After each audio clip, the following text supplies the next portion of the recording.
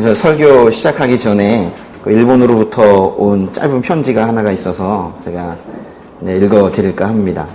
그 일본인 목사님께서 보내주신 건데요. 제가 일본어를 잘 읽을 수 없어서 한글로 띄엄띄엄 써서 보내주셨어요. 요즘에 저에게 한일 관계 어떻게 바라봐야 되느냐 질문하시는 분들이 많으신데 제가 우선 이 편지로 대답을 대신할까 합니다. 편지가 이렇게 시작을 하는데요. 일본을 위해서 기도해 주셔서 감사합니다. 지금 일본에 큰 신문사 3개가 있는데 그 중에 하나는 아사히 신문입니다. 저는 아사히 신문을 구독하고 있는데 이 신문은 일본에서 500만 명 넘는 사람들이 구독하고 있습니다. 이 신문사의 입장은 아베 총리의 정치를 지지하지 않습니다. 한편 문 대통령의 정치도 지지하지 않습니다. 그러면서 우리가 침착함을 가져야 한다고 말하고 이 신문사는 이런 상황 속에서도 한일 관계를 원만히 진행하기 위해 일하고 있는 학생들과 여러 단체를 소개하고 있습니다. 제가 말하고 싶은 것은 미디어들이 부정적인 의견이나 그런 사람들만 선택하여 보도하고 있다는 것입니다. 그런 보도들 때문에 우리가 서로 곤란을 받지 않도록 기도해 주시면 감사하겠습니다. 그리고 한 가지는 역시 교회만이 희망이라는 것입니다. 서로 용서하고 사랑할 수 있는 것은 정치가 아니라 교회밖에 없는 것 같습니다. 이런 상황 속에서 교회가 더욱 서로 사랑할 수 있도록 기도해 주시면 감사하겠습니다. 언어의 한계가 있어서 잘 전달 못했습니다만 목사님이 저를 생각해 주시고 기도해 주시는 것에 진심으로 감사드립니다. 이렇게 편지가 왔었어요. 교회만이 희망이라고 이 편지에서도 목사님 말씀하셨는데 외부의 문제도 내부의 문제도 나의 문제도 우리의 문제도 모두가 복음 안에서 해결돼야 합니다. 다른 것들은 한계가 있어요. 창조주의 말씀을 듣지 않고 이 땅에서 일어난 일들을 피조물들이 뭘 제대로 할 수가 있겠어요. 오늘은 하나님께서 로마서 9장 24절부터 29절까지의 말씀을 통해 우리에게 뭘 말씀하시려고 하는지 하나님의 음성을 잘 들어보도록 그렇게 하겠습니다. 먼저 말씀을 좀 읽고 시작할까요? 로마서 9장 24절부터 29절까지 6절인데요. 24절 시작. 하나님께서 우리를 바로 이 그릇으로 부르셨으니 곧 유대 사람 가운데에서 뿐 아니라 이방 사람 가운데에서도 부르셨습니다. 호세아서에서도 하나님께서 말씀하시기를 내가 내 백성이 아닌 자를 내 백성이라 사랑받지 못한 자를 사랑받는 자라 부를 것이다. 그리고 너희는 내 백성이 아니다 라고 그들에게 말한 그곳에서 그들이 살아계신 하나님의 아들들이라 불릴 것이다 라고 한 것과 같습니다. 이사야도 이스라엘에 대해 부르짖기를 비록 이스라엘 자손의 수가 바다의 모래알 같을지라도 오직 남은 자만 구원받을 것이다. 주께서 그 말씀하신 것을 땅 위에서 온전하고 신속히 이루실 것이다 라고 했습니다. 또한 이사야가 미리 말하기를 만군의 주께서 우리에게 씨를 남겨두지 않으셨더라면 우리는 소돔같이 되고 고모라같이 됐을 것이다 라고 한 것과 같습니다. 우선 오늘 말씀을 보면 그 주제는 역시 우리가 로마서 9장에서 가장 많이 이야기했었던 하나님의 주권적인 선택에 관한 거예요. 역시 동일한 주제를 다루고 있습니다. 그러면서 25절과 26절에서는 구약의 호세아서 말씀을 인용을 하고 27, 28, 29절은 구약의 이사야서 말씀을 인용하고 있는데요. 오늘 본문 첫 절인 24절 말고는 모두가 구약 성경을 인용한 말씀이에요. 로마서 9장을 계속 보고 계시는데 로마서 9장이 참 재밌는 건요. 읽다 보면은 큰 흐름이 있어요. 로마서 9장에 어떤 흐름이 발견되든가요? 우리 7절에 보면은 누가 나와요? 아브라함과 이삭이 나오고 13절에 보면 야곱과 에서가 나오죠. 다 창세기의 인물들입니다. 우리가 흔히 이 시기를 족장시대라고 하거든요. 족장 이야기들이 나오는 거예요. 그러다가 15절에 가면 누가 나와요? 모세가 나오죠. 17절에 가면 바로도 나오고요. 다 출애굽기 인물들이죠. 그래서 이렇게 족장들의 이야기로 시작을 해서 출애굽 사건을 거쳐서 이제 그 다음에 어디로 가게 되냐면 바로 오늘 말씀 중에 있는 25절에 호세야 그리고 그 뒤에 이사야 등의 이 예언자 시대, 즉 선지자 시대로 가는 거예요. 그러니까 전체적으로 물론 띄엄띄엄이긴 하지만은 구약 성경 전체가 관통되고 있는 이런 구조예요. 재밌지 않습니까? 나 혼자 재밌는 거예요? 네. 이게 보면서, 이게 구장을 보면서, 이게 참, 편지 한 장을 쓰면서도, 이게 편지잖아요. 편지 한 장을 쓰면서도 여기서 그냥 쓰고 있지 않구나라는 이런 것들 보면서 정성을 들여야겠다는 생각 들지 않습니까? 예? 이 16장에 거친 큰 편지 중에 이 한 장만 보더라도, 이렇게, 정성이 들어가 있잖아요. 나중에 이것이 생명 살리는 일이기 때문에 더욱더 정성을 들였겠고, 기도도 많이 하면서 사도 바울이 썼겠지만은, 이런 것들을 보면서 우리가 태도들도 배우는 거예요. 오늘 본문 말씀을 통해서 이제 하나님께서 우리에게 가르쳐 주고 싶으신 것은, 구원이라는 게 아브라함의 혈통이라는 그 육신적인 조건에서 이루어지는 것이 아니라 하나님께서 부르셨을 때 이루어진다라는 말씀을 지금 하고 있는 거예요. 이전에는 택하신 것을 하나님께서 택하시면 구원이 된다 이런 식으로 표현을 했다면, 오늘은 부르심이라는 단어를 좀 더 쓰고 있는데요. 이방인도 하나님께서 부르시면 구원을 받고, 이스라엘은 또 오히려 반대로 구원을 다 받는 것이 아니라 오히려 남은 자만이 구원을 받는다는 그런 말씀이에요. 오늘 본문 첫 절인 24절은 하나님께서 구원하시려고 부르시는 사람들의 범위, 어디까지 부르시느냐, 누구까지 부르시느냐, 지금 그 얘기인데요. 24절 다시 한번 읽겠습니다. 하나님께서 우리를 바로 이 그릇으로 부르셨으니 곧 유대 사람 가운데서 뿐만 아니라 이방 사람 가운데서도 부르셨습니다. 그러니까 여기서 이 그릇이라는 건요, 그 바로 앞절에 있는 내용인데요. 바로 긍휼의 그릇을 말하는 건데요. 긍휼의 그릇. 세상에는 온종일 인생 내내 하나님이 진노만 담아내는 그런 진노의 그릇의 인생이 있어요. 이제 사람을 그릇이라고 표현한 게 계속 무엇을 담고 있냐는 거예요. 일생 내내 하나님의 진노를 담고 있는 인생이 있다는 거예요. 그거를 진노의 그릇이라고 표현을 했고, 늘 또 하나님의 긍휼을 담고 있는 사람은 긍휼의 그릇이라고 그 앞절에서 표현을 했어요. 우리는 뭘 담고 있어요? 하루 종일. 예? 하나님께서는 유대인뿐만이 아니라 이방인도 그 긍휼의 그릇으로 부르신다는 말씀이에요. 긍휼의 그릇이 되어서 하나님의 긍휼이 계속 담아지고 있는 인생은 결국 구원된 인생인 건데요. 그 다음에 25절, 26절 읽어보겠습니다. 호세아서에서도 하나님께서 말씀하시기를 내가 내 백성이 아닌 자를 내 백성이라 사랑받지 못한 자를 사랑받는 자라 부를 것이다. 그리고 너희는 내 백성이 아니다 라고 그들에게 말한 그곳에서 그들이 살아계신 하나님의 아들들이라 불릴 것이다 라고 한 것과 같습니다. 바로 앞에 있는 24절에서 하나님께서 유대 사람도 부르시고 이방 사람도 부르셨다고 그랬잖아요. 그리고 이제 바로 이어지는 25절, 26절은 이방인을 부르는 구약의 말씀이고, 27, 28, 29절은 유대인, 즉 이스라엘을 부르는 그런 구약의 말씀이에요. 오늘 총 6절 보신다고 그랬잖아요. 네. 24, 25, 26, 27, 28, 29 이렇게 이제 6절인데, 이 24절에서 무슨 얘기를 하셨냐면은, 이방인도 부르시고 유대인도 다 부르셨다라는 거예요. 모두를 다 긍휼의 그릇으로 부르셨대요. 다 구원하시겠다고요. 물론 이방인 전체와 유대인 전체를 구원하시겠다는 것이 아닙니다. 근데 부르실 때 유대인에게서만 부르시는 것이 아니라 이방인에게서도 부르시고 유대인에게서도 부르신다라는 내용이에요.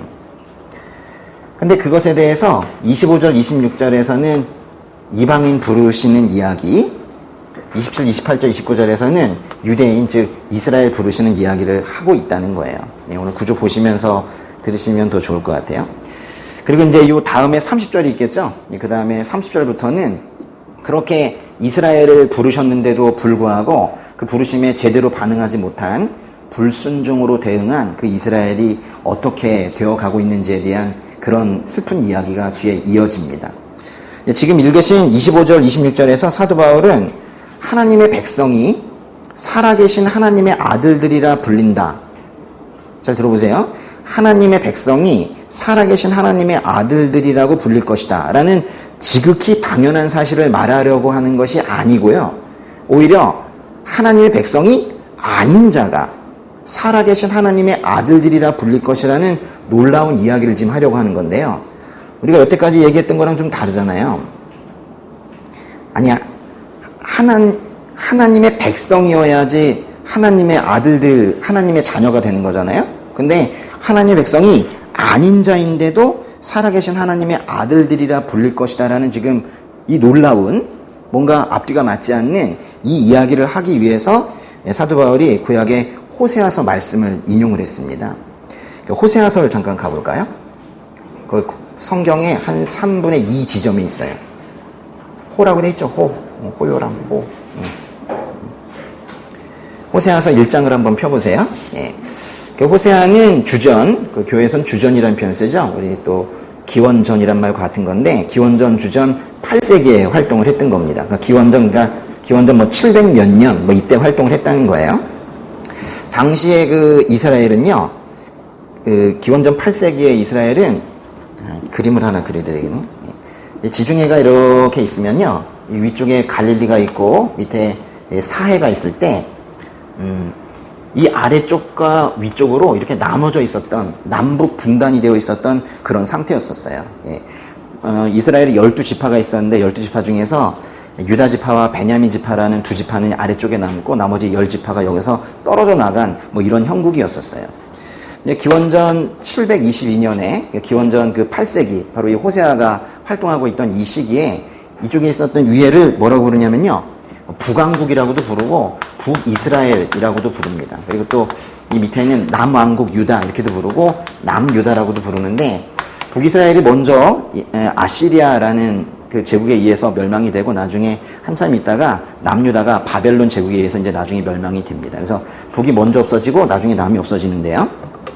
기원전 722년에 북이스라엘이 아시리아의 공격을 받아서 멸망을 할 때 호세아가 그걸 바라보고 있었던 거예요. 호세아가 한 국가가 멸망하는 과정, 여기 뭔가가 있었는데 이것이 이렇게 사라지는 과정을 보게 된 거예요.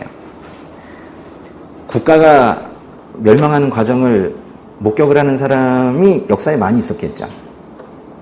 네? 우리나라도 1910년을 거쳐오신 분들은 나라가 식민지가 되어가는 과정을 목격을 했었겠죠. 근데 심심치 않게 그런 일은 많이 있어 왔죠. 역사에서 많은 나라들이 흥망성쇠했으니까요. 우리가 그런 슬픈 목격자가 되지 않기를 바라고 있는 거예요. 하나님께서 호세아 예언자에게 특별한 명령을 내리셨습니다. 어떤 명령 내리셨나요? 그 호세아 1장에 한번 보세요. 찾아보세요. 어떤 명령을 내리셨는가. 음란한 여자를 아내로 삼아서 음란한 자식들을 낳으라는 명령을 내리셨어요. 그래서 호세아가 고멜이라는 여인과 결혼을 했습니다. 이 특별한 명령이 실제 있을 수 있었을까요? 아니, 어떻게 하나님께서 아무리 그렇다 하더라도 예언자에게, 예언자의 이 땅에서 인생은 한 번뿐인데 그거를 음란한 여자와 결혼해서 음란한 자식을 낳으라는 어떤 그런 명령을 내리시는가? 이거는 실제 있을 수 있는 일은 아니다. 뭐 그렇게 연구하시는 분들도 있는데, 그렇게 보기에는 이 호세아와 이 고멜에 대한 그 신상 정보가 여기에 너무나도 구체적으로 나와 있어요. 그래서 우리가 사실로 믿을 수밖에 없도록 그렇게 되어 있는데요. 호세아의 아내가 결혼을 해서, 고멜이 결혼을 해서 첫 아들을 낳았습니다. 하나님께서 그 아이 이름을 이스르엘이라고 지어주셨는데요. 그 얘기 좀 읽어보겠습니다. 호세아서 1장 3절 한번 읽어보세요. 그리하여 호세아는 가서 디블라임의 딸 고멜과 결혼했고 그녀는 임신해 아들을 낳았습니다. 그래서 이제 첫째 아들을 낳았는데요. 그리고 이제 둘째는 딸을 낳았어요. 1장의 6절 읽어보세요. 고멜이 다시 임신해 딸을 낳았습니다. 그러자 여호와께서 그에게 말씀하셨습니다. 그녀의 이름을 로루하마라고 불러라. 내가 이스라엘 나라에 더 이상 긍휼을 베풀지 않고 그들을 절대로 용서하지 않을 것이기 때문이다. 그리고 셋째는 다시 아들을 낳았는데요. 8절과 9절 읽어보세요. 로루하마가 졌을 때자 고멜은 임신해 아들을 낳았습니다.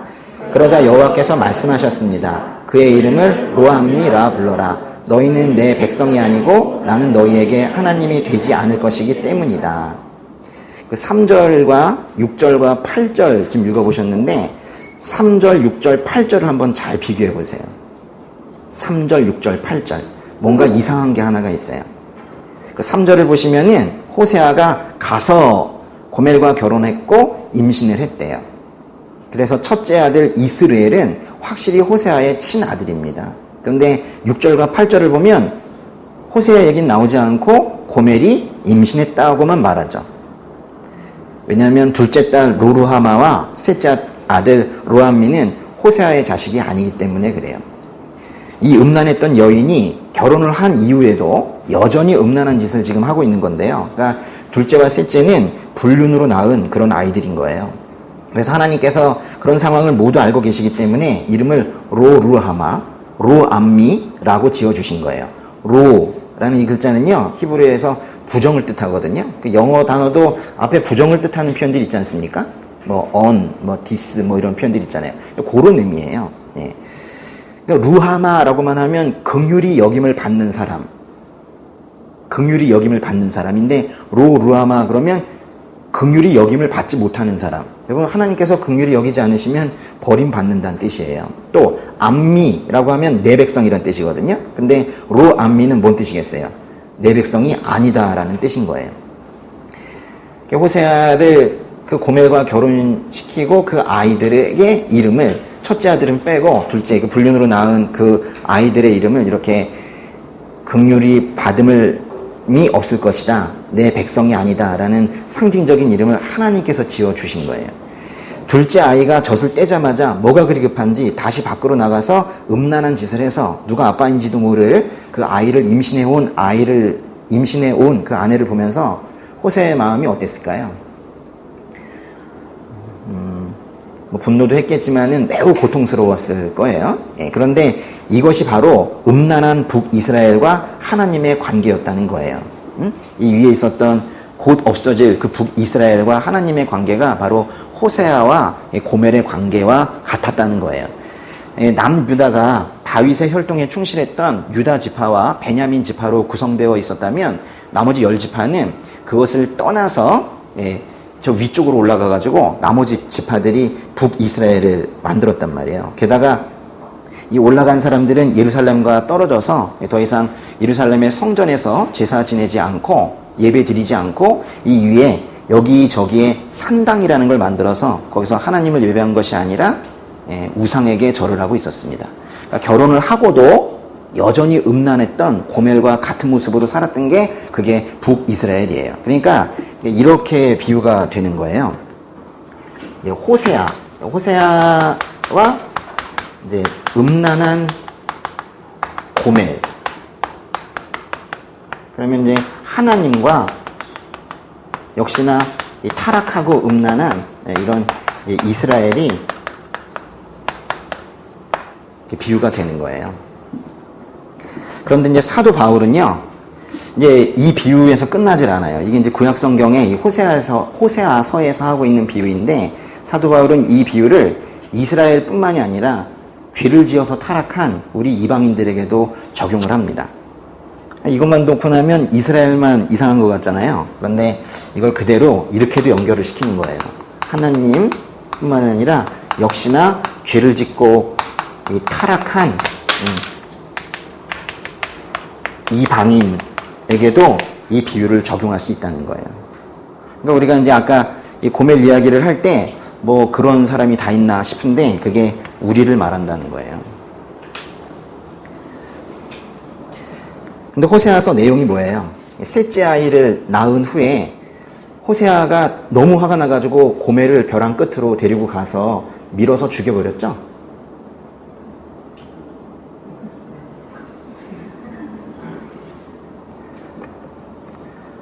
그러지 않으셨습니다. 그죠?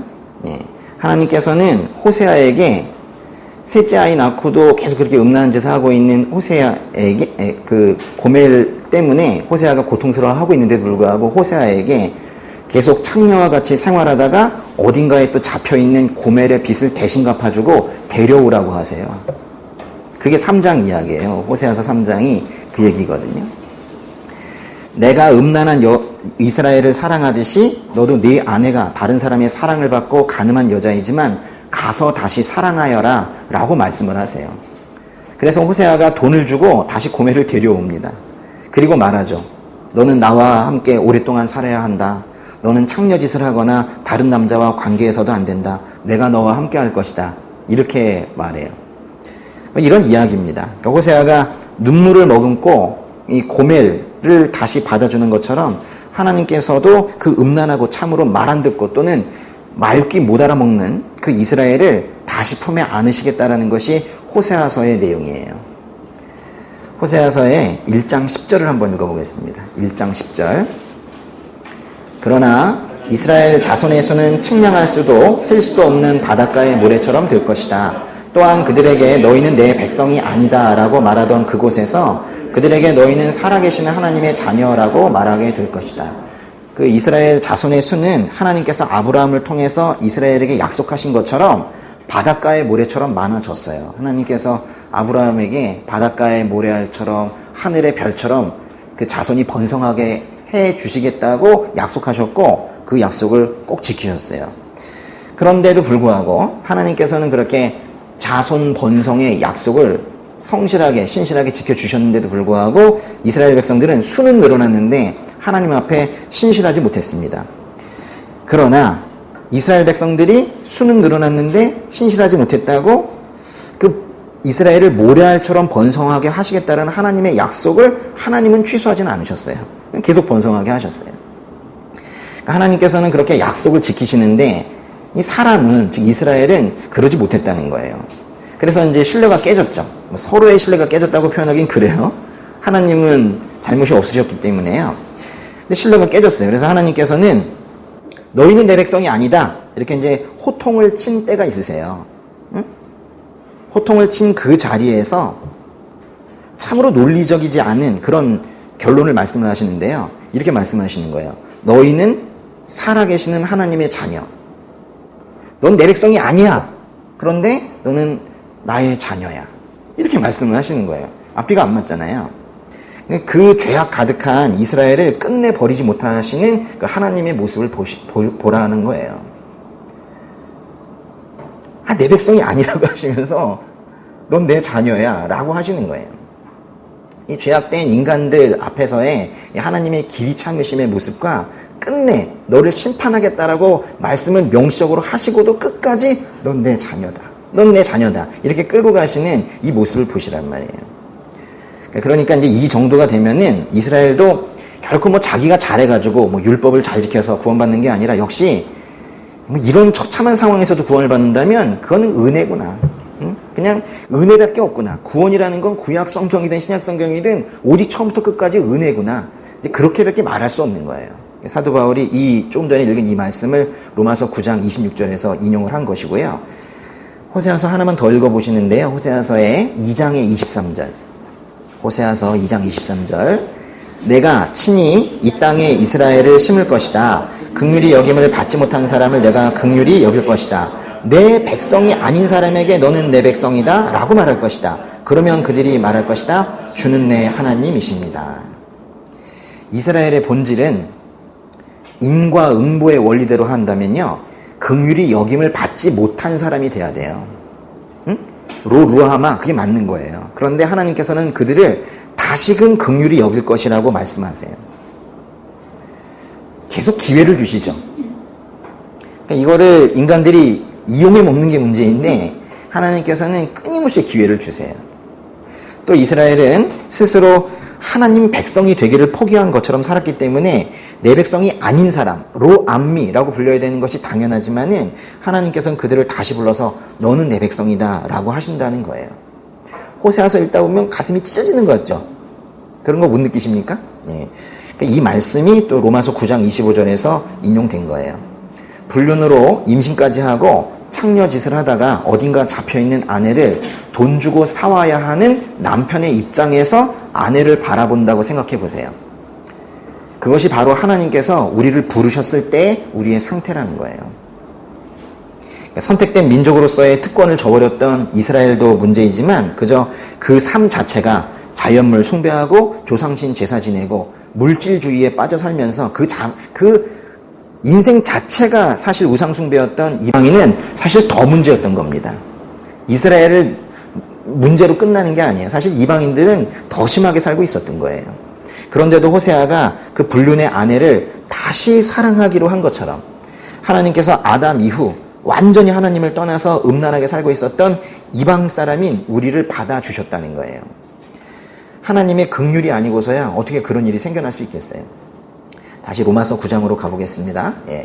로마서 9장에 27절, 28절, 29절 나머지 3절 읽겠습니다. 이사야도 이스라엘에 대해 부르짖기를 비록 이스라엘 자손의 수가 바다의 모래알 같을지라도 오직 남은 자만 구원받을 것이다. 주께서 그 말씀하신 것을 땅 위에서 온전하고 신속히 이루실 것이다 라고 했습니다. 또한 이사야가 미리 말하기를 만군의 주께서 우리에게 씨를 남겨두지 않으셨더라면 우리는 소돔같이 되고 고모라같이 됐을 것이다 라고 한 것과 같습니다. 이 부분에서는 사도 바울이 구약성경에 이사야서를 인용을 했습니다. 여기서는 이제 이스라엘에 대해서 얘기하고 싶은 건데요. 이사야는 호세아 예언자와 같이 기원전 8세기에 활동했던 예언자인데 기원전 7세기까지 제법 오랫동안 그렇게 예언을 했어요. 그러면서 북이스라엘이 없어지고 나서 남유다를 향해서라도 너희 북이스라엘 없어지는 거 보지 못했느냐, 우상 숭배하다가 하나님께 등 돌린 민족의 결과가 얼마나 참혹한지를 보아라, 남유다 정신 차려라, 남유다 정신 차려라, 보고도 모르느냐, 뭐 이렇게 말했던 예언자가 바로 이사야예요. 이사야. 거의 비슷한 시기입니다. 하나님께서 죄 용서를 통한 구원을 말씀하셨을 때 이스라엘은 그 구원의 손길을 뿌리쳤어요. 자신들은 정치적으로 강성해지는 그런 리더를 원하고 있는데 누군가 나귀를 타고 예루살렘에 입성하시는 분을 보면서 무슨 죄구원인가, 응? 뭐 이런 비웃음을 보냈었죠. 그래서 대부분의 이스라엘 사람들은 결국 구원을 받지 못했지만은 다 받지 못한 건 또 아니라는 거예요. 그 일부는 구원을 받았습니다. 그런데 이게 이스라엘 백성들 중에 누구는 실제로 구원을 받고 구원을 받지 못한 이것이 뭐 어찌어찌 하다 보니 갑자기 그렇게 된 것이 아니라 이사야서 10장에서 이미 예언되어 있었던 것이 성취된 것이라는 그런 말씀이에요. 실제로 이사야서 1장 9절에서 말하는 것처럼 이스라엘은 소돔과 고모라처럼 흔적조차 없어져야 될 그럴 존재였지만은 하나님께서 오직 불쌍히 여기셔서 긍휼을 베푸셔서 그 일부를 지금까지 남겨두고 계시다라는 그런 말씀입니다. 소돔과 고모라 이야기 아십니까? 네, 소돔과 고모라 이야기는 어디 나오나요? 창세기에 나오죠. 창세기. 한번 펴보실까요? 창세기에 13장 12절 한번 펴보세요. 13장 12절. 소돔과 고모라는 현재 그 위치를 제대로 파악하지 못할 정도로 완전히 멸망한 동네입니다. 사해지역 근처에 그 소돔이나 고모라라고 추정되는 지역의 그 발굴 기록을 보면 유황덩어리가 많이 떨어져 있고 현재 그 지역에는 사람이 한 명도 지금 살지 않습니다. 창세기 13장 12절 펴보셨네? 12절과 13절 같이 읽겠습니다. 아브라함은 가나안 땅에 정착했고 롯은 평원의 성들에 정착해 소돔 가까이에 장막을 쳤습니다. 그런데 소돔 사람들은 여호와 앞에서 아주 악한 죄를 짓고 있었습니다. 아주 악한 죄를 짓고 있었대요. 아마도 이제 이 소돔과 고모라는요, 확실한 위치는 잘 모르나 아마도 이쯤에 있었을 거예요. 이 밑에 이 사해 근처쯤에 있었을 거예요. 롯은 여기 창세기 13장 12절에 롯이라고 나왔는데 이 롯이라는 사람은 아브라함의 조카인데요. 아버지 하란이 일찍 죽어서 삼촌이었던 아브라함과 함께 고향에서 떠나가지고 가나안 땅까지 간 그러니까 아브라함의 조카입니다. 그런데 하나님께서 롯이 살고 있는 도시 소돔과 고모라에 대해서 말씀하시는 거예요. 당시 이제 아브라함은 이 가나안 땅에 살고 있었고 롯은 이쪽으로 이사를 갔거든요. 근데 조카가 살고 있는 소돔과 고모라에 대해서 하나님께서 뭔가를 말씀하시니까 얼마나 귀 기울여 들었겠어요. 18장으로 한번 가보세요. 창세기 18장의 20절. 창세기 18장 20절과 21절 한번 읽어보세요. 여호와께서 말씀하셨습니다. 소돔과 고모라에 대한 부르짖음이 크고 그 죄악이 심히 무겁다. 내가 내려가서 그들이 한 짓이 내게 들린 부르짖음과 같은지 그렇지 않은지 살펴보고 알고자 한다. 하나님께서 직접 내려오셔가지고 어느 동네가 얼마나 죄악이 심한지 알아보시겠대요. 내가 노량진에 가서 그 죄악이 얼마나 심한지 보시겠다고 하면 그 무슨 뜻이에요? 죄악은 심하잖아요. 당연히 심판하시겠다는 얘기입니다. 아브라함은 그래서 하나님의 말씀이 무엇인지를 금방 알아챘어요. 아, 소돔과 고모라가 망하겠구나, 큰일 났구나 라는 것을 알게 됐어요. 그래서 아브라함이 하나님께 하나님, 소돔에는 악인만 있는 것이 아니라 의인도 있을 텐데 그 모두를 한꺼번에 쓸어버리시면 그거는 이 세상을 주관하시는 하나님이 공정하다고 하시기는 좀 어렵지 않습니까? 뭐 이런 식으로 기도를 하기 시작을 했어요. 그렇게 항변을 하면서 소돔에 의인 50명이 있다 하더라도 멸망시키시겠습니까? 이렇게 물었죠. 그랬더니 하나님께서 뭐라고 말씀하셨어요? 50명 있으면 안 한다고 하셨죠. 한번 읽어보실까요? 창세기 18장의 26절. 여호와께서 말씀하셨습니다. 내가 소돔성에서 의인 50명을 찾으면 그들을 위해 그 온 땅을 용서할 것이다. 여기 당시에 수만 명이 살고 있었을 텐데 50명만 있었어도 그들을 위하여 전체를 심판하지 않으시겠다고 하는 거예요. 오늘 그 정도 되시는 것 같은데요. 이분들이 잘하시면은 여기가 멸망하지 않습니다. 그런데 아브라함이 생각하기에 의인 50명이 안 되면 어떡하나 하는 생각이 드는 거예요. 그래서 의인 45명이어도 멸망시키시겠습니까? 40명은요, 30명은요, 20명은요, 이렇게 간절히 매달리다가 급기야 32절처럼, 창세기 18장 32절처럼 이렇게 간구를 합니다. 32절 한번 읽어보실까요? 아브라함이 말했습니다. 내 주여 노여워하지 마십시오. 제가 마지막으로 한 번만 더 말씀드리겠습니다. 만약 거기에서 10명만 찾으시면 어떻게 하시겠습니까? 여호와께서 대답하셨습니다. 내가 그 10명을 위해 멸망시키지 않겠다. 10명만 의인이 있어도 그 나라가 산다는 거예요. 그런데 어떻게 됐어요? 이 소돔이 그 의인 10명이 없어서, 실제로 몇 명이었는지 몰라요. 근데 의인 10명이 없어서 소돔은 하나님의 심판을 받아 멸망을 했고 현재 흔적조차 사라졌습니다. 소돔의 죄악이 뭐였어요? 온갖 죄악이었습니다. 온갖 죄악이었는데 특히 성경에서는 동성애가 만연했었다는 것을 그걸 특별히 꼬집고 있는데요. 소돔의 타락상을 얼마나 망가졌는지를 살펴보시기 위해서 하나님께서 천사들을 보내셨어요. 그래서 소돔에 있는 롯의 집에 도착을 했을 때 사람들이 롯의 집으로 다들 몰려들었어요. 얼마나 동성애가 심한 동네였는지 외부에서 누가 왔다고 하니까 그들과 성적인 관계를 맺겠다고 그렇게 사람들이 몰려온 거예요. 동성애를 의미하는 단어, 그 영어 단어 소돔이라는 단어가 이 소돔이라는 도시명에서 나온 것처럼 소돔은 고모라와 함께 이 세상에서 가장 타락한 그런 도시의 대명사가 되었습니다. 그래서 예수님도 나중에 최후의 심판이 얼마나 혹독하고 철저한지를 말씀해 주시면서 그때 소돔과 고모라 이야기를 하셨어요. 뭐라고 하셨는지 혹시 아세요? 소돔과 고모라는 그 이전까지는 하나님의 심판을 가장 철저하게 받은 동네, 이런 인식이 있었단 말이에요. 아예 흔적조차 사라진. 그런데 예수님께서 뭐라고 하셨냐면 최후의 심판 때 너희들은 소돔과 고모라가 차라리 견딜만 했다라고 여길 것이다 그랬어요. 아니, 소돔과 고모라는 유황과 불을 맞아가지고 유황과 불을 하나님께서 비처럼 쏟아부으셨다고 그랬어요. 그래가지고 아예 흔적조차 없어진 그런 동네인데 이 땅을 향한 최후의 심판 그것보다 더욱더 혹독할 것이라고 그렇게 예수님께서 말씀하신 거예요. 그런데 사도 바울은 그 이사야서를 그걸 인용을 하면서 로마서에서 이렇게 말합니다. 이스라엘 자손의 수가 바다의 모래알 같을지라도 오직 남은 자만 구원받을 것이다. 하나님께서 우리에게 씨를 남겨두지 않으셨다면 우리도 소돔과 고모라 같이 되었을 것이다. 하나님께서 뭔가를 남겨두지 않았다면 당연히 다 소돔 고모라처럼 다 사라졌을 거라는 거예요. 근데 여기는요, 하나님께서 우리에게 씨를 남겨두지 않으셨더라면 소돔과 고모라 같이 됐을 것이다. 이렇게 하고 말을 끊었지만은 그 뒤에는 사실 이런 내용이 포함되어 있는 거예요. 소돔과 고모라 같이 흔적도 없이 사라졌을 것이다. 그런데 보라, 남은 자들이 실제로 있지 않은가. 이런 거예요. 그러니까 논리적으로 보면 이스라엘도 패역했기 때문에 또 이방인 우리도 다 그렇기 때문에 다 없어져야 되는 거예요. 이 존재 자체가 이 땅에 있어서는 안 되는 정도의 그 죄악을 가지고 있는 존재들인데 보라 있지 않은가. 이런 거예요. 남은 자들이 왜 있지? 왜 있을까요? 자기가 남은 게 아니죠. 남겨두신 거예요. 남겨두셨으니 남은 거 아닌가. 그 말씀을 하시는 거예요. 남은 자라고 표현을 했지만은 그 정확한 의미는 사실 하나님께서 남겨두신 자라는 뜻이에요.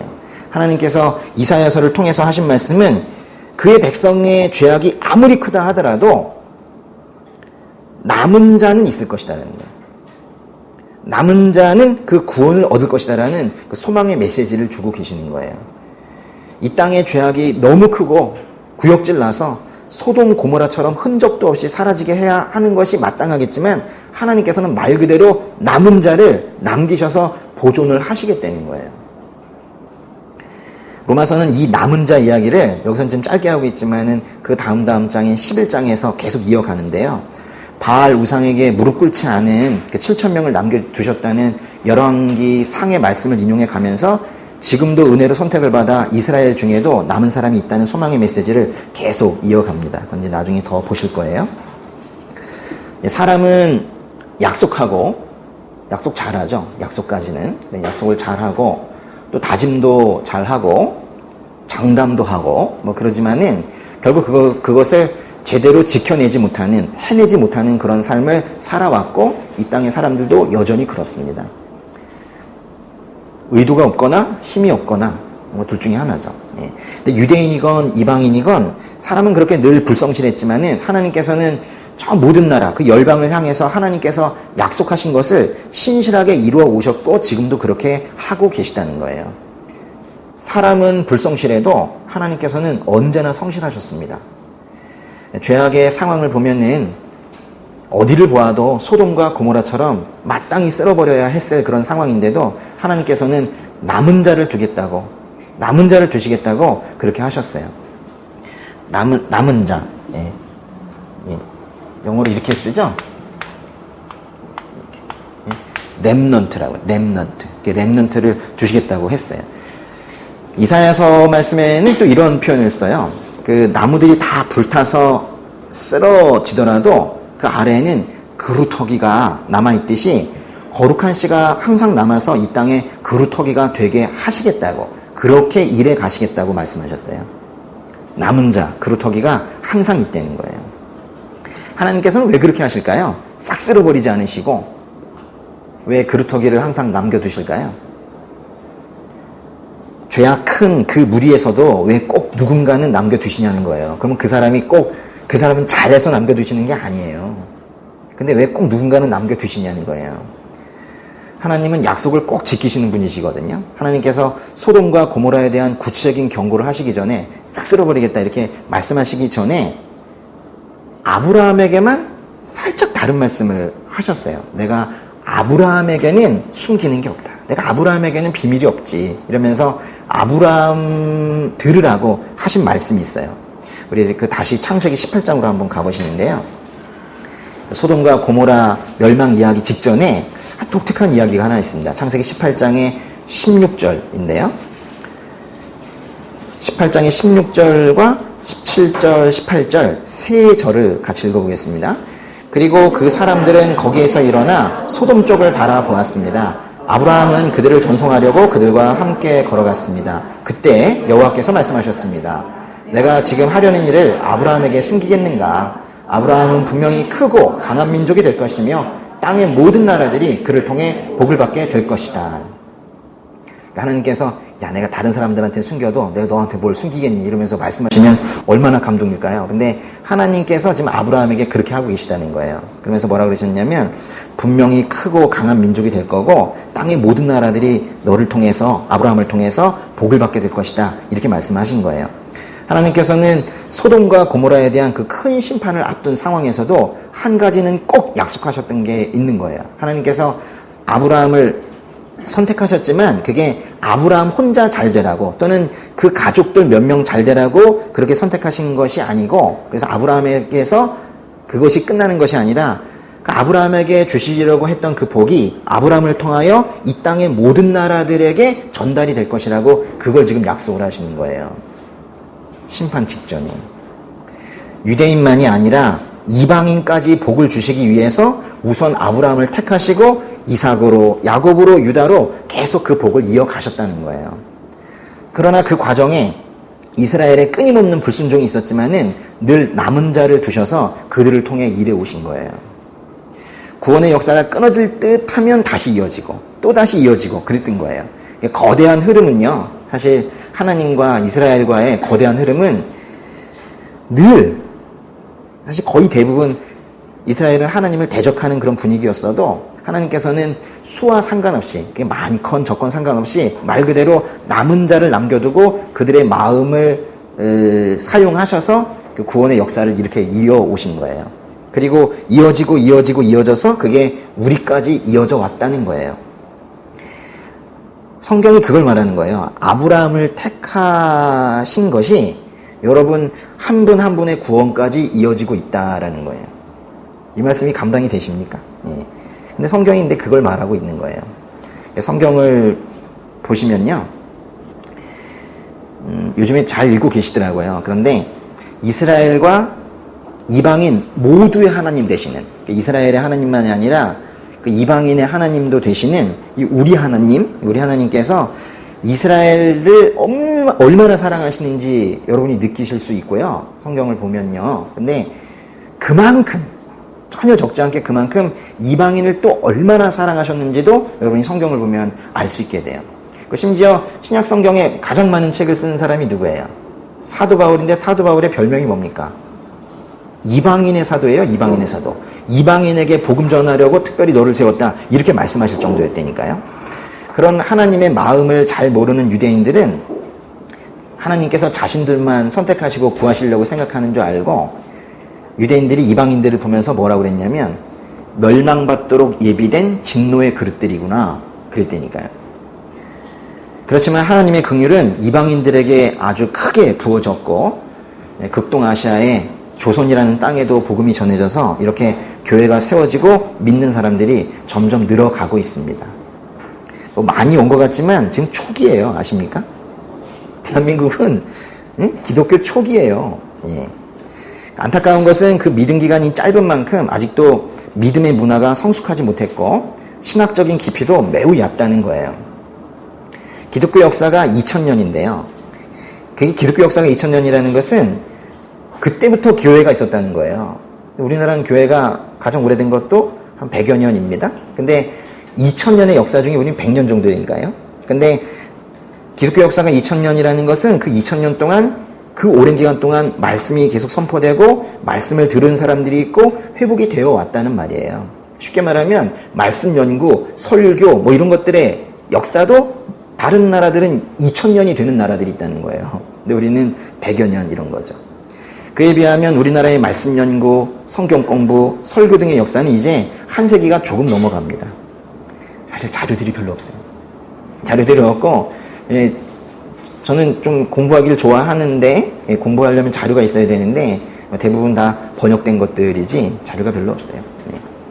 1907년 6월 20일 평양신학교라는 우리나라 첫 번째 신학교에서 졸업생이 나왔습니다. 한번 졸업생 사진 한번 보여줄까요? 보이시나요? 하나 7분이죠? 7분. 길선주, 방기창, 서경조, 송인서, 양전백, 이기풍, 한석진 이렇게 7분이 졸업을 했어요. 1907년 6월 20일에. 그리고 몇 달 지나 9월 17일, 1907년 9월 17일에 이 7분이 모두 평양 장대영 교회에서 목사 안수를 받고 한국 최초의 목사님들이 되셨습니다. 그러니까 우리나라에 목사가 처음 생긴 게 1907년 9월이에요. 그리고 3년 후에 우리나라가 일제의 식민지가 됐습니다. 그 일제강점기에 또 신학을 배우겠다고 일본에 유학 갔던 사람들의 일부를 통해서 아주 이상한 게 들어오기 시작을 했어요. 근데 초기인데 완전 초기잖아요. 목사들이 생긴 지도 몇 년 안 됐는데 또 이제 나중에 신학을 한다는 사람들이 일본 가가지고 배워온 게 뭐냐면 성경을 부정하는 자유주의 신학이라는 게 몇 년 지나지 않아서 들어왔어요. 모세오경은 모세가 쓰지 않았다. 이걸로 시작하는 신학인데요. 성경의 기적도 거의 부정하는 사실 신학이라고 부르기도 어려운 그런 학문 조류가 들어와서 슬슬 커져가기 시작을 했습니다. 새내기 교회인데 우리는 거기에 그게 제일 먼저 들어왔다니까요. 그러니까 우리는 그런 것들이 들어왔을 때 그건 아니야 라고 말할 만큼 대응할 힘도 신앙도 신학도 없었어요. 그래가지고 속수무책으로 당했습니다. 초기 교회부터 아주 우리 한국 교회는 큰 위기를 맞이하면서 시작을 했었어요. 이렇게 미화하는 그런 이야기들이 있지만은 사실 실상은 아주 어두웠습니다. 1910년대 후반부터는 러시아로부터 공산주의가 들어와서 그게 또 우리나라에 들어와서 그때까지 전도사 활동하고 목사 활동했던 사람들이 그걸 받아들이기 시작을 하면서 공산주의랑 막 섞이기 시작을 하면서 정체불명의 신학이 생겨나기 시작을 했어요. 신앙을 가졌던 분들이 공산주의 무신론을 만나면서 하나님이 실제 일하고 계신다는 기독교 신앙을 가진 사람이 공산주의라는 무신론을 만나면서 신앙이 혼탁해졌어요. 떠난 사람들도 많이 있었습니다. 그래서 벌써 이제 그래서 펀치를 2번이나 당했죠? 자유주의 신학에 공산주의에 크게 당했어요. 초기인데, 또 말씀이 부족하다 보니까 20년대 후반부터는 신비주의라는 게 유행을 하기 시작했습니다. 그러니까 교회에 와가지고 뭔가 말씀은 모르고 그리고 아직도 뭐 문명이 많이 있었는데요. 그래도 성경 가르치면서 우리나라 문명이 거의 대부분 사라진 거예요. 그런데 당시 일제강점기 때 문맹률이 90%가 넘어가고 하면서 이제 사람들이 또 말씀도 모르고 하니까 치유한다고 하면서 이게 안수하면 병난다고 하니까 이제 사람들이 몰려들기 시작을 하는 거예요. 그래가지고 당시에 어디 가냐 그러면 그 목사님한테 간다는 거예요. 하나님 만나러 가는 것이 아니라 하나님 만나러 교회 가는 게 아니라 그 목사의 안수를 받기 위해서 교회 간다는 그런 열풍이 있었어요. 그게 한 3, 40년 갔습니다. 광복 이후까지도. 아주 심각했고요. 펀치를 또 맞았죠? 그리고 이제 급기야 일제 신사참배 강요가 있을 때, 뭐 우리는 역사를 가르치면서 신사참배 거부운동을 개신교가 했다고 하지만 처음에 거부했지 결국 나중에 다 배교했습니다. 아주 일부 목사님들 말고는 다 배교했고 일본의 이상한 신을 모신다고 하는 새로운 세례를 받기도 하는 이런 웃지 못할 일들도 생기고 그랬었어요. 그런 배교의 기간이 또 한참 있었고요. 1945년에 남북으로 갈라진 채로 해방을 맞이한 게 우리예요. 한국 기독교의 심장이었던 평양에 사탄 마귀가 따리를 틀고 그 뱀이 거기를 따리를 틀고 앉았습니다. 김일성이 기독교 탄압에 의해서 교회가 무너졌고 김일성을 하나님으로 섬기는 어용교회 말고는 다 사라졌습니다. 지금도 평양에 가면 봉수교회라고 있는데요. 봉수교회에서도 하나님이래요. 하나님, 그 하나님이 김일성입니다. 평양 대부흥이 있던 그 자리에서 하나님 아버지라는 위대한 외침은 지워지고 김일성이 그 대신 자신을 아버지라고 부르라고 그랬어요. 하나님 아버지 자리에 아버지 수령이 들어온 거예요. 그래서 예전에 다 김일성 아버지 수령님 이런 말들 나들고 그랬었어요. 김일성이 반대파 숙청과 심지어 자신을 지지하던 갑산파 세력들도 거의 다 숙청을 한 1960년대 후반부터 김일성은 이제 인물이 아니라 하나의 종교가 되어가기 시작을 했습니다. 그거를 체계화한 것이 주체사상이라는 거예요. 북한에서는 기독교 등의 종교가 사라진 게 아니라 사실 주체사상이라는 새로운 종교가 생긴 거예요. 세계 종교계, 철학계에서도 주체사상은 종교로 분류합니다. 종교로 분류를 해요. 북한은 지금도 그 주체사상이라는 종교의 그 막대한 영향력 아래 지금도 있어요. 뭐 남북 정상회담, 미북 정상회담 이런 것들을 보면서 북한의 변화에 기대를 걸고 있는 분들이 계시지만은 사실은 저는 좀 그렇지 않거든요. 좀 북한의 변화에 그런 것들이 얼마나 변화를 긍정적인 영향을 줄지 저는 좀 그렇게 긍정적으로 보지 않아요. 북한은 오직 이 주체사상이라는 종교, 그 종교의 신 김일성을 믿고 그 김일성 교실을 경전으로 삼아서 돌아가고 있는 그런 나라예요. 북한이 변한다고? 저는 절대 그렇게 생각하지 않아요. 주체사상이 얼마나 질긴 건지를 몰라서 그러는 거예요. 전 좀 공부해봐서 알아요. 북한은 절대로 변하지 않습니다. 하나님 자리에 앉아버린 김일성에 대해서 사람들이 잘 몰라서 돈 좀 주고 대화하고 얼르고 달래면 북한 정권 바꿀 수 있다고 생각을 합니다. 안 그래요. 다른 나라들은 전도를 못하게 하고 더 이상 퍼져나가는 걸 못하게 한다면 김일성은 당시에 있었던 것도 다 없앴죠. 목회자 다 죽였습니다. 우리가 그런 거 역사에서 배우지 않잖아요. 얼마나 많은 목사들을 죽였는데요. 그리고 예수 믿는다고 하면 또 다 죽이고 그랬어요.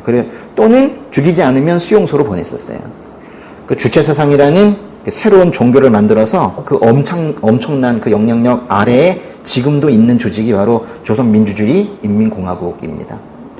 김일성은 기독교를 뭐 탄압 정도가 아니라 아예 말살하면서도 그거를 본따서 자신을 아버지라고 부르라고 하면서 10계명과 비슷한 10대 원칙이라는 걸 만들었어요. 김일성의 부모가 역설적이게도 기독교 집안이었다는 것은 놀라운 일입니다. 그러니까 뭔가 보긴 본 거예요. 근데 그것이 힘이 있다는 것도 김일성은 알게 된 거예요. 러시아 왔다 갔다 하면서 이상해진 거예요. 10계명의 첫 계명은 너는 나 외에는 다른 신들을 내게 두지 말라.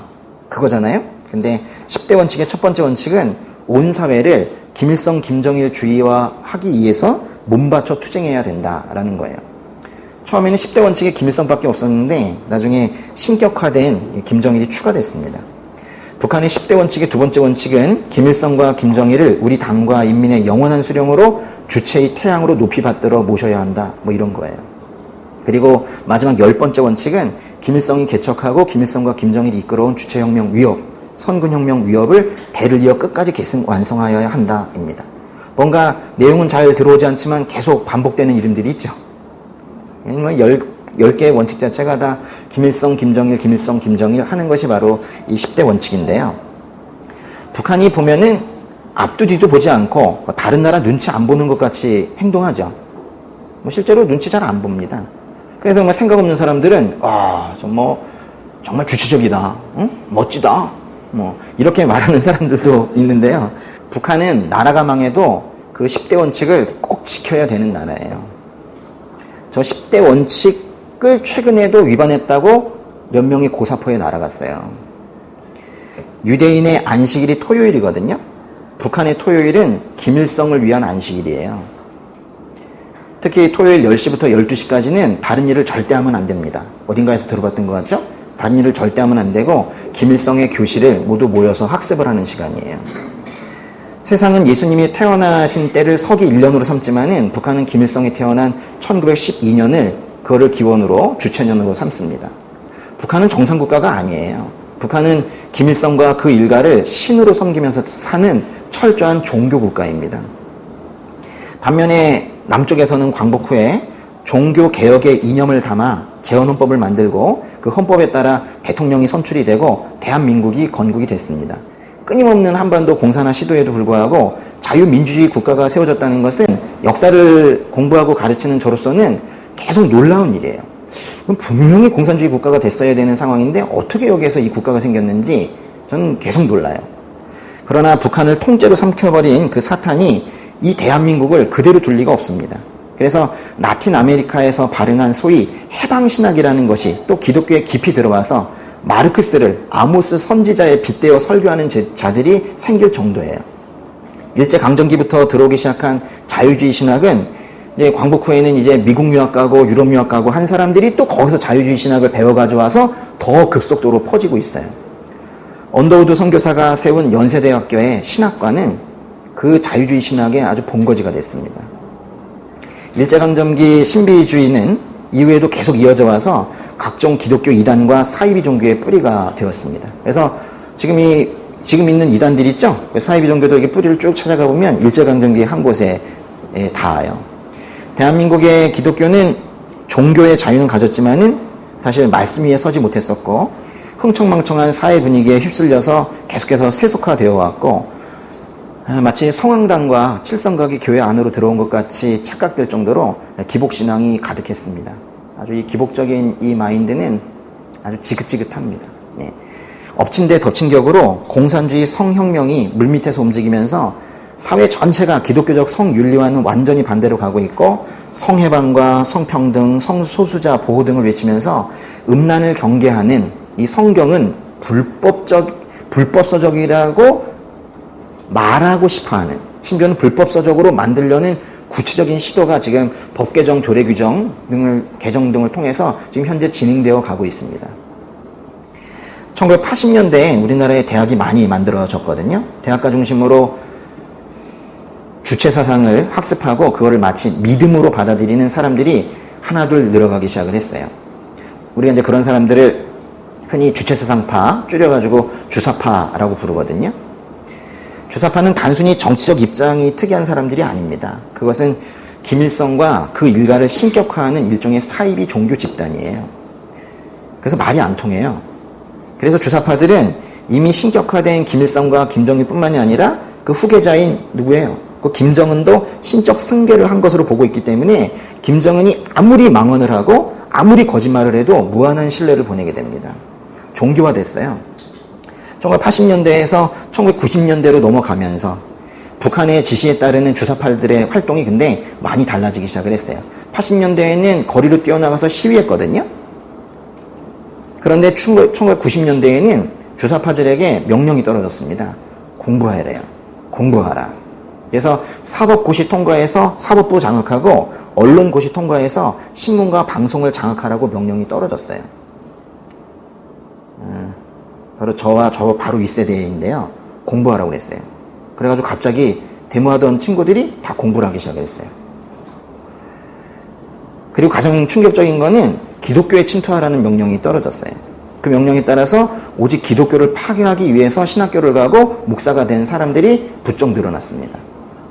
386 세대의 주사파가 먼저 앞으로 달려나가면서 전교조와 민주노총을 장악해서 교육과 기업의 혼란을 가중시키고 있을 때 그보다 좀 어린 주사파들은 또 다른 방식으로 공부하는 방식으로 그렇게 대한민국 사회에 슬며시 침투하고 있었는데 아무도 몰랐죠.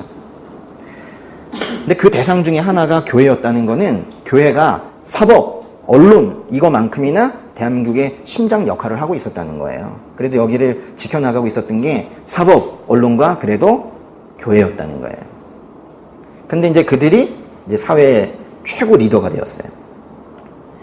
지금은 이제 40대와 50대입니다. 벌거죽죽하죠. 40대와 50대. 자기가 그런 영향을 받고 살아온지도 잘 모릅니다. 그냥 자신이 뭐 그렇게 뭐 세상에 깨어있는 사람인 줄로 착각하고 있는 사람들 많이 있어요. 법조계와 언론계에서 이름을 날리던 주사파들은 점점 외연을 넓혀서 다 대거 정치계로 들어갔어요. 이름을 얘기해도 될 정도로 아주 명확한 주사파들이 정계에 넘쳐납니다. 지금 대한민국의 정계에서는 주사파와 얼치기 주사파가 있어요. 얼치기 주사파는 뭐냐면 공부를 또 그것도 제대로 안 해가지고 잘은 모르지만 그냥 좋대 뭐 이러면서 이제 따라가는 그런 사람들이 버젓이 활동을 하고 있습니다. 그런데 문제는 교회 안이 또 그렇다는 거예요. 교회의 상황이 또 그래요. 주사파는 차라리 보이는데 얼치기 주사파들은 자기도 헷갈려하고 사람들도 잘 몰라요. 뭔가 깨어있는 듯 보이지만은 실제로는 신앙이 없습니다. 또는 주체사상에 대한 그 이해가 없어서 주사파라고 부를 수는 없어도 그 주사파들이 만들어 놓은 틀에 걸려 있는 사람들이 있어요. 그 틀에 걸려서 스스로 진보적이라고 착각을 하면서 북한 체제를 지극히 옹호하는 그런 목사들도 우리나라 교회에 많이 넘쳐나고 있습니다. 7명의 한국인 목사가 배출된 후 올해로 112년이 됐는데요. 한 세기가 조금 넘어갔지만은 이 짧은 대한민국 교회사에서도 교회를 무너뜨리려는 공격이 이렇게나 많았다는 거예요. 그러니 2000년 동안에 그 전 세계 교회를 무너뜨리려는 사탄 마귀의 계략이 얼마나 심했겠어요. 겨우 100년도 이렇게 힘들었는데. 그러니까 여러분이 신앙이 흔들리는 것은 어찌 보면 당연해요. 얼마나 공격을 많이 하고 시험이 많이 오고 유혹이 많이 옵니까? 응? 한 사람 한 사람 무너뜨리려는 노력들이 얼마나 많은지 몰라요. 기독교 인구가 늘어나서 대한민국 제1종교가 되었다는 기사가 나왔지만은 사실은 그 숫자가 도대체 어떤 사람들로 실제로 채워지고 있는지는 우리가 꼼꼼히 살펴봐야 돼요. 주일 예배에서 이렇게 설교가 이루어진 게 이제 겨우 100년 정도 된 거예요. 선교사님들이 설교 시작한 것까지 합쳐도 150년이 안 됩니다. 다른 나라에서는 1000년이 넘게 설교를 해왔는데 우리나라 목사님들이 설교한 건 겨우 100년이라니까요.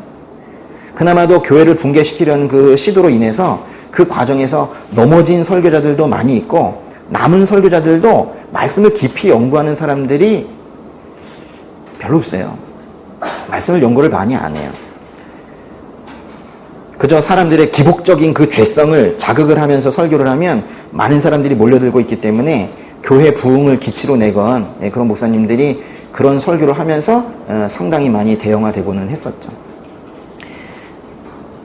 그리고 제가 보기엔 지금 이 현재 상황을 보더라도 한국교회의 설교자들은 공부를 많이 하지 않습니다. 이전에 그 청교도 목사님들은요, 그분들 별명이 있었어요. 그분들을 신학자라고 불렀어. 설교자인데 한 명 한 명을 신학자라고 불릴 만큼 하나님의 말씀을 깊이 연구하고 그거를 전달하고 그랬습니다. 그러니까 이 성경을 곡해하지 않고 성경에서 하나님께서 일하시는 방식과 하나님의 말씀을 성도들이 잘 알아들었거든요. 근데 한국의 설교자들은 요즘 보면은 감동이나 만들어 보려고 하지 말씀을 연구하는 분들이 그렇게 많지 않습니다. 그걸 제가 왜 그렇게 얘기하냐? 제가 열심히 말씀을 찾거든요. 저도 듣고 싶을 거 아닙니까?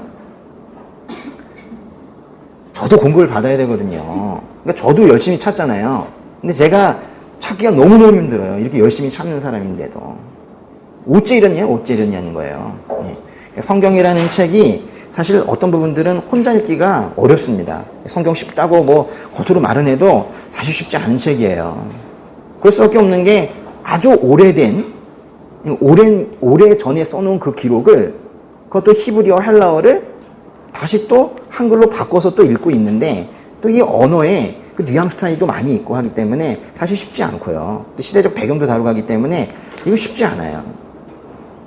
그래서 도와주는 사람들이 필요하거든요. 말씀을 연구하고 성경교사, 설교자들이 그래서 필요한 거거든요. 그래서 이제 하나님께서 그래서 그런 사람들을 세우시는 거예요.